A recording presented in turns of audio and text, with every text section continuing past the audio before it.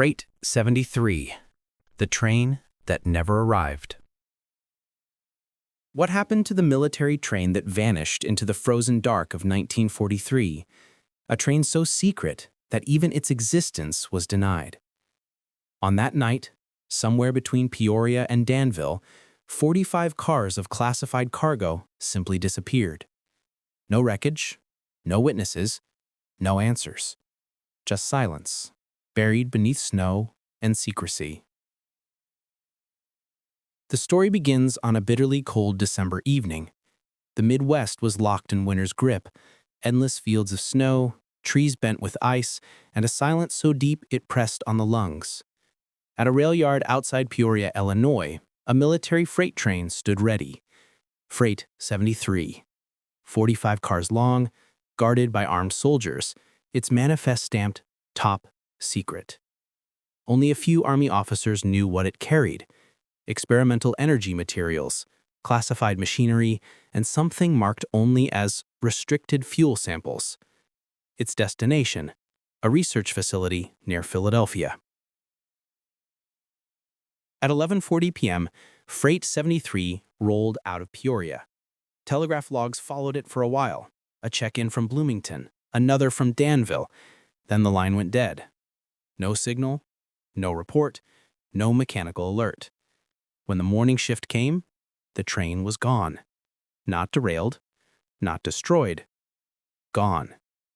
The snow along the tracks remained undisturbed, the rails perfectly intact.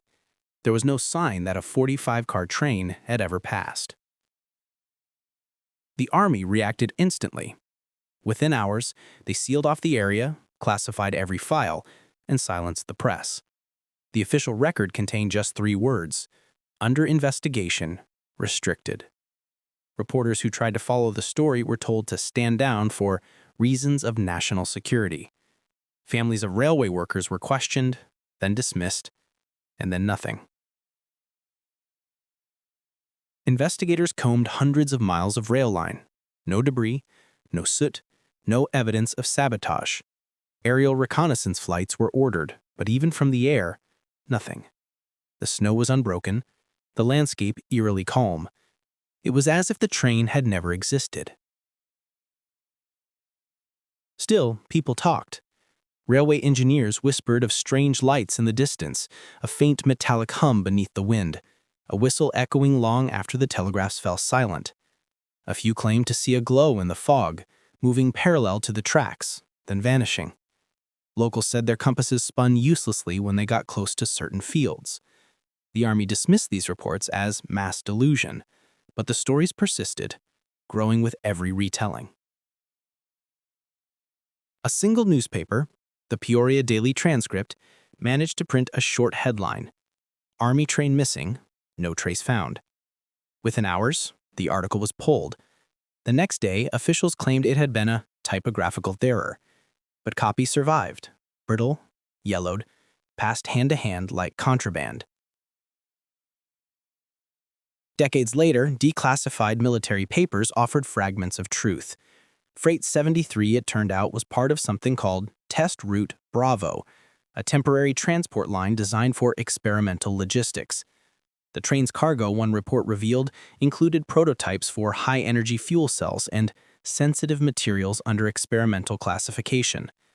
Another document, marked in red pencil, contained a chilling note: maintain blackout. No radio.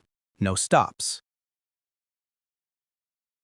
Modern satellite imagery still shows faint scars across Illinois farmland, a straight line that shouldn't exist, where no permanent tracks were ever laid.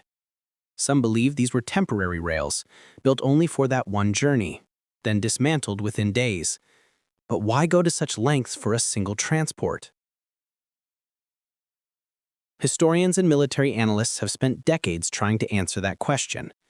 One theory suggests the train was deliberately hidden, part of a wartime experiment to test how effectively the Army could move secret cargo without detection. Another argues that the materials on board were too unstable to risk public exposure, and the disappearance was a controlled cover-up following an accident. A few researchers have gone further, proposing that Freight 73 reached its destination, but to a place not marked on any map. A declassified memo from 1946 mentions a secured transfer near Harrisburg, Pennsylvania, the same region where the train was supposedly headed. Yet no record shows its arrival. Whatever facility it was meant for, it no longer exists.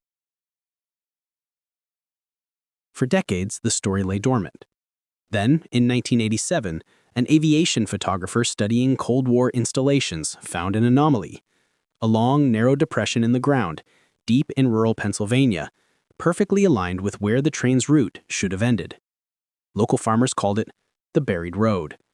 Soil samples revealed traces of high-density metals and radiation markers consistent with 1940s military-grade materials.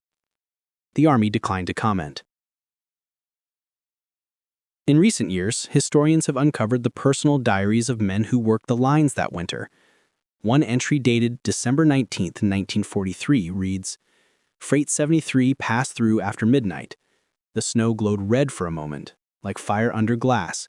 No sound, just a hum. Then nothing."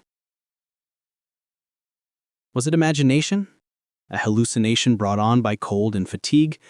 Or did those men witness the last moments before the train vanished into whatever test route Bravo truly was? By the early 2000s, renewed interest brought researchers, documentarians, and conspiracy theories together. They pored over aerial photographs, interviewed descendants of those involved, and uncovered fragments of telegraph transcripts once thought destroyed. One line, partially restored, read, "Proceed under blackout. End of line confirmed."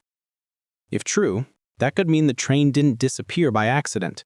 It reached an end of line, a coded destination not meant to exist on public maps. The Army, facing wartime pressure and secrecy, may have erased the entire operation to conceal the nature of what they were moving. Even so, the mystery persists. Locals near the old Peoria rail yards still report hearing the faint sound of a train passing on winter nights when the air is still and the fog hangs low.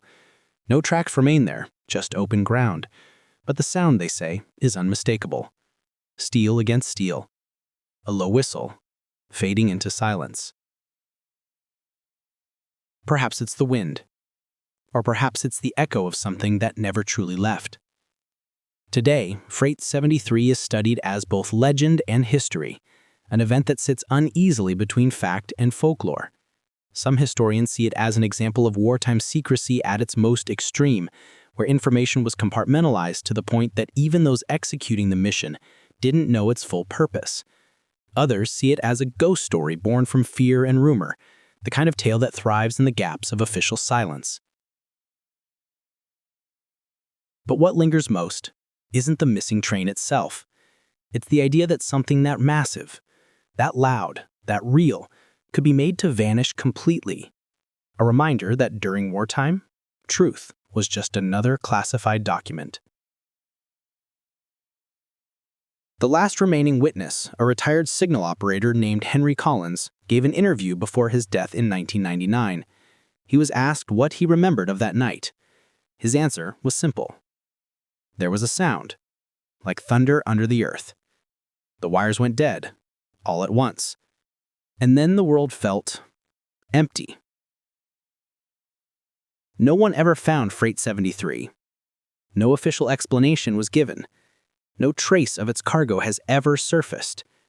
But in the endless fields of the American Midwest, where the snow sometimes glows under a pale moon, people still speak of it. The ghost train of 1943. A low whistle in the dark, a vibration in the air, then nothing. Some operations, after all, are designed to leave no trace.